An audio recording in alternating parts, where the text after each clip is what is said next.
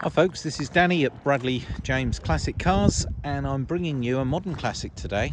It's actually from the year 2000, which makes it 21 years old.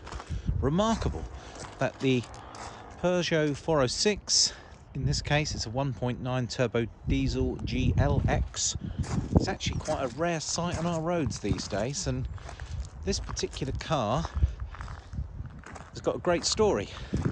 It's covered 148,000 miles. It was actually bought when it was 1 year old from the owner, who only has just stopped driving, so he's owned it for 20 years.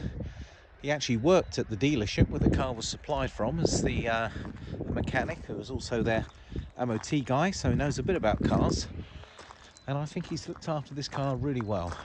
It's recently had a full set of tyres, brakes have been replaced, and actually the MOT advisories were taken care of. Not many people do that sort of thing these days, but people who are proud of their cars generally do, and this chap did. Now the car itself is the very last of the 1.9, which is a 1905cc single overhead cam engine, which was not the common rail 2-litre HDI, which don't enjoy the same reputation.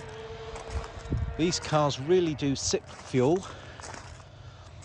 They're renowned for their reliability, and if you're looking for an inexpensive full-size family modern classic car which is likely to rise in value in time, because nice examples of these 406s are fetching good money, and they are a pretty rare sight these days, so grab a good one if you can.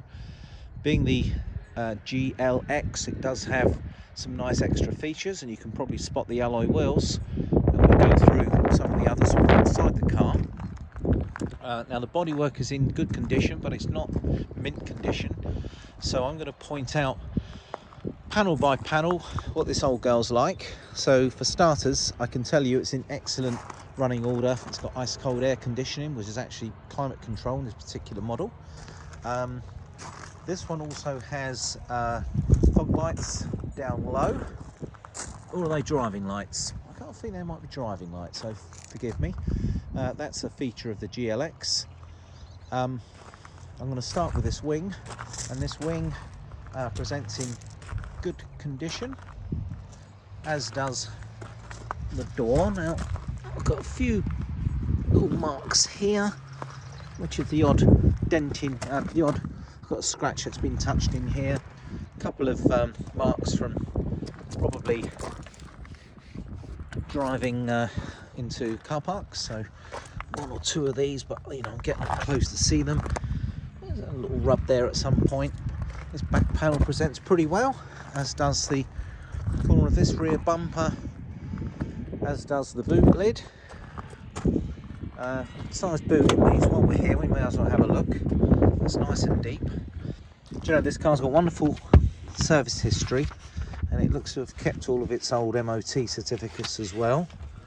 And I've even got that service book, and you can see whenever any work's been done. Here's the fuel. This is when some work's been done, like an anti-roll bar link.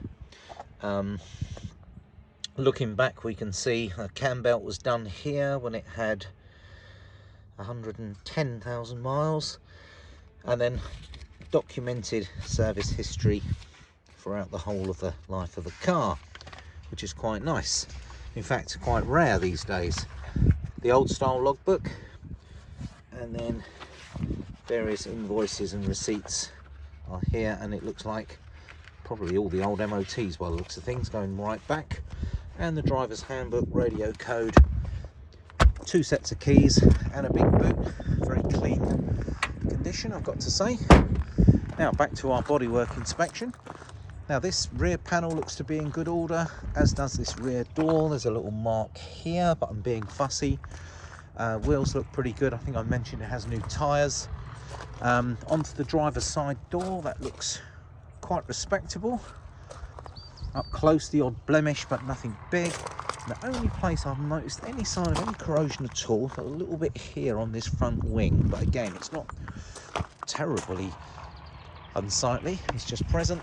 And then as I step back from the car for a pan around, I hope you agree it does look rather nice as I pan around in this condition.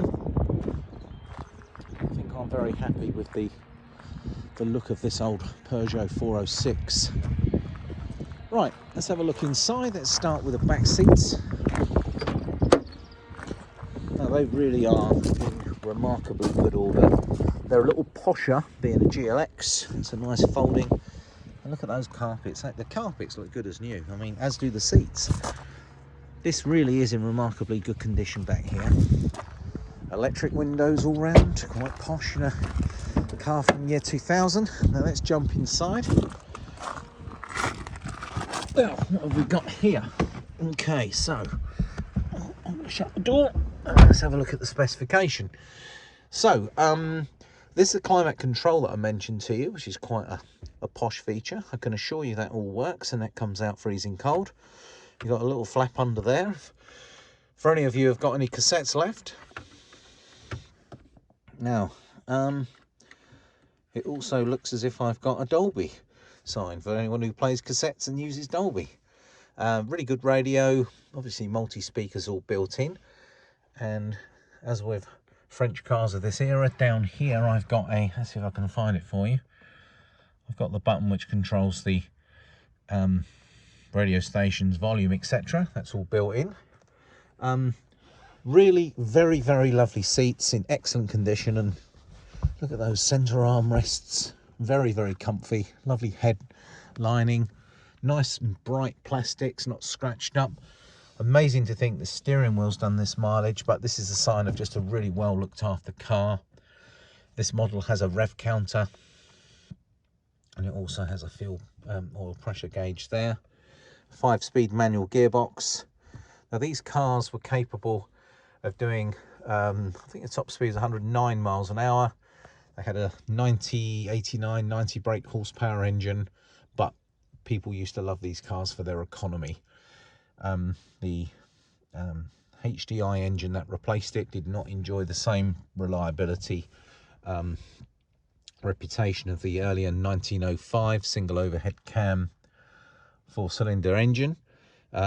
This 1905 engine did turn up in a few cars of that era. The Citroen BX comes to mind. They used to use it in things like the little 205 diesel with a 1.9 engine in.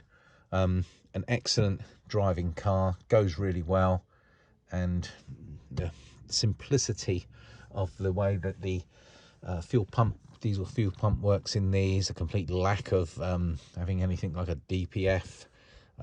Basic functionality through its electronics, so there's no complicated electronics to worry about with these. They really are a car you turn the key and go. You are from an era that you turn the key, you wait for the glow plugs to work, you turn it and off you go. I think I mentioned to you that this does come with 2 keys, which are here. Central locking, electric windows, and you can adjust the driving mirrors, door mirrors from here. Let's get the key in the ignition, and we wait for that little light to go out. Zone, the message has got lost, and also let me just turn that radio down a bit. Just like your mum, we've forgotten. And then and straight up she goes, and the only light left on, which I will extinguish, is for the handbrake. So there's your oil pressure right up when we want it, and that only comes on when we first start. Really, really nice, excellent condition inside. There's that all working. Yeah, I'm really, really happy to recommend this lovely driving car. I've just taken it for a spin, and I can assure you it's a real lovely, comfortable car to drive. And because this one's been maintained and it's been owned by a mechanic for all those years, it really is in excellent order. There's your locking walnut key in there. I think I've shown you the paperwork that comes with the car as well. So let's have one final little look on the outside, and we can decide together if this is the car that you need to come and have a look at. Personally, I think these 406s drive really well. They've still got a very lovely shape to them, and they look great on the road. There she is under the bonnet. We are not in the habit of steam cleaning under here because of water doesn't always work very well with electrics, but there's that trusty old 1905cc engine running real well.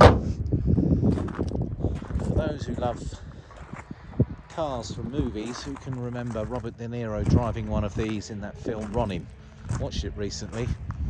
I'm not quite sure how he did it, but he managed to keep a BMW M5 at bay. I don't necessarily recommend that from a 1.9 diesel driven around the Hampshire countryside, but a car, this colour as well I think it was, did appear in that film.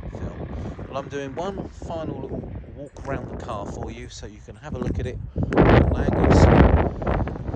This is an everyday usable modern classic which will not cost you much to run. I don't think you'd pay a lot for insurance for this vehicle, and it's certainly not an expensive car to tax either. So this could be sort of modern classic motoring on the tube.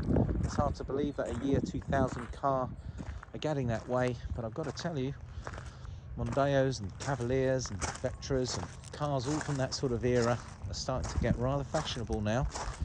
And one of the good things about buying into a car at this point of its life is they're affordable now. You wait a few years and then suddenly they're at a point where you think, oh, I just didn't see it coming. So a 406 is a family 4-door, 4 to 5 seat car, very comfortable to drive, very practical. This one's been really well maintained. It does have a few marks here and there which I've pointed out in this video, but it's good to go with a new set of tyres, an MOT to January 2022, and a handsome example in the best colour in my opinion, and I probably think the best engine for reliability and fuel economy, and she's in stock now at Bradley James Classics. Thank you for watching the walk around video folks. It's Danny signing out.